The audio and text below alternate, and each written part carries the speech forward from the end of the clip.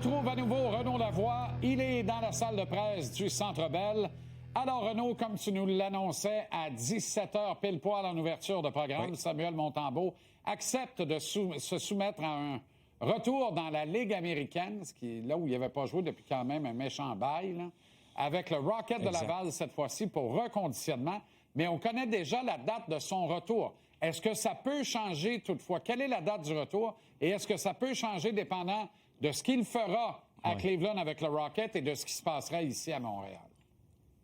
Bon, c'est une excellente question, ça, Jean-Charles, parce que pour les gens qui se posent la question, comment ça, un joueur peut être soumis, pas soumis, mais cédé comme ça pour fin de conditionnement. D'abord et avant tout, quand vous êtes cédé pour fin de conditionnement, comme c'est le cas de Samuel Montembeault, vous devez accepter la décision de l'organisation qui est, en connaissant comment Jeff Gorton, Kent Hughes fonctionne, c'est plus une suggestion.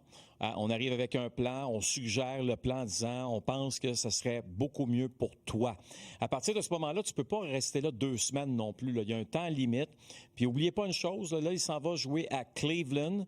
Il va prendre l'avion dans les prochaines minutes.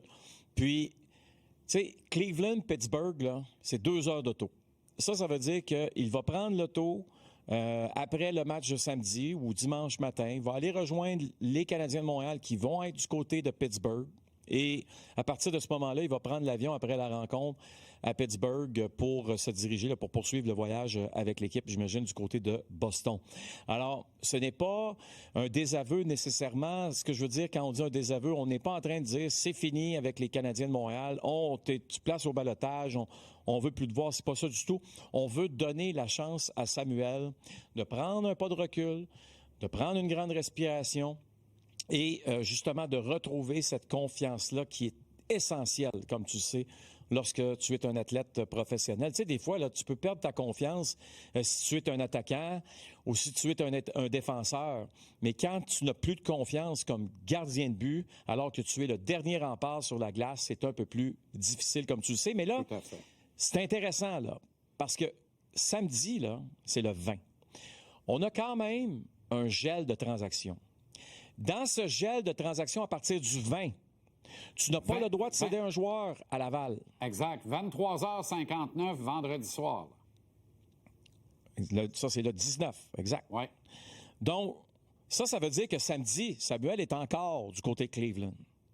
Ça veut dire que samedi, on va avoir 2 gardiens ici qui seront Fowler et Dobèche.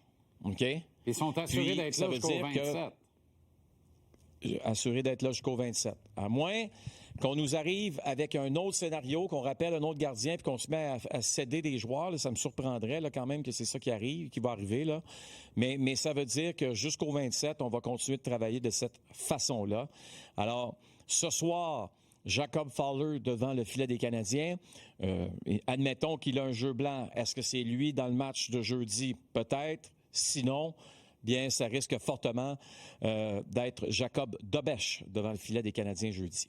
Et dépendant des performances de ce soir et jeudi, on décidera qui affronte les Tirs des Pingouins au Centre Bell samedi soir.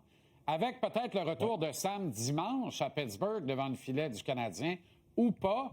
Mais la voie est toute tracée, Renaud, de par tout ce que tu viens de très bien illustrer là.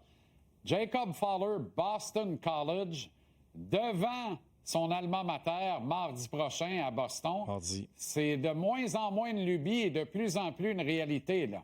Ça semble être écrit en lettres bleu, blanc, rouge dans le ciel, des jaunes et noirs à Boston, Massachusetts.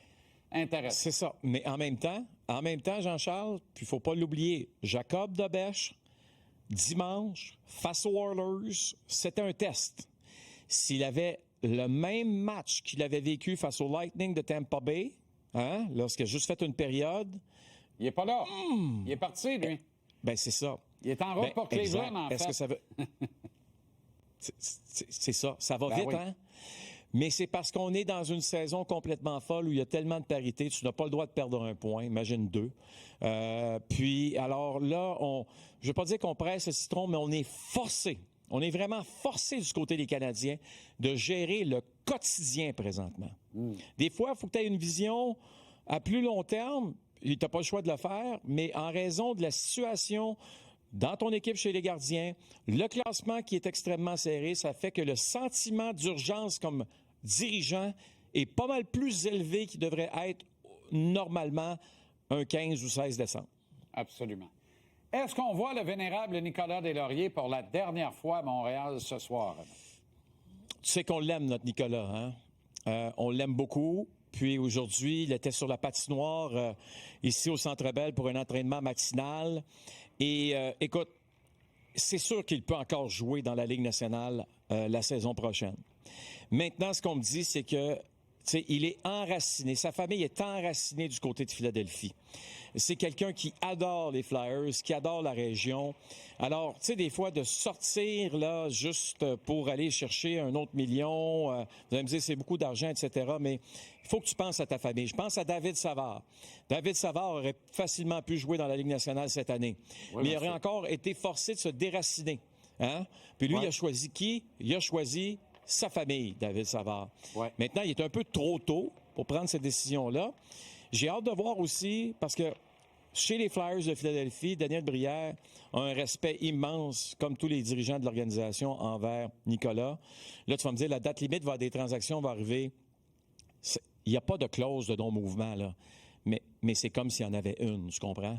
Si Nicolas dit, moi, j'accepte d'aller jouer ailleurs pour essayer peut-être de gagner une Coupe Stanley, ce sera sa décision.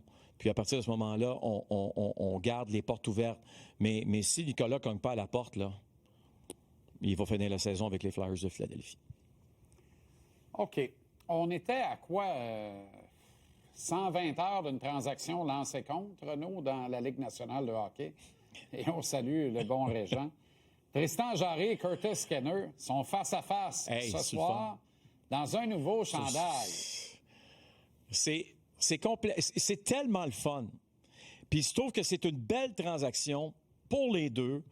Je sais que du côté de Pittsburgh, là, puis je parle pas des joueurs, là, mais tu sais, je sens chez les partisans des Pingouins que c'est une transaction qui a plus ou moins passé.